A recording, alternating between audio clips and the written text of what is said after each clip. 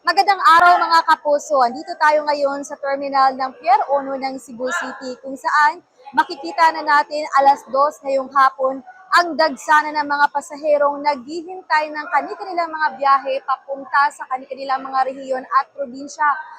Ayon sa pamunuan ng Cebu Port Authority na mas pinaghahandaan pa nila ang dagsana ng mga pasahero simula ngayong gabi hanggang bukas ng gabi.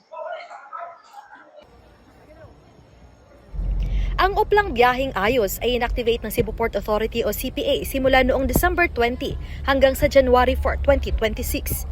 May mga malasakit help desks, medical responders at kapulisan na deployed sa mga terminals para sa agarang tulong na maibibigay sa mga pasahero.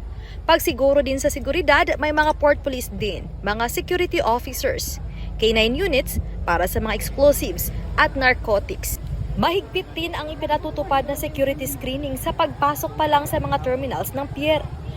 Posibleng hihigit sa 560,000 passengers na papasok at lalabas ng mga pasahero sa mga pantalan ng Cebu ang expected ng CPA simula December 20 hanggang January 4, 2026. Pinapaalalahanan ng mga pasahero na mas mabuting mag-advance booking online upang maiwasan ang mahabang pila at huwag makipag-deal sa mga scalpers. Yan muna ang latest mula rito sa Pier 1 ng Cebu City. Ako si Femary Dumabok ng GMA Regional TV at GMA Integrated News. Mag-ingat mga kapuso.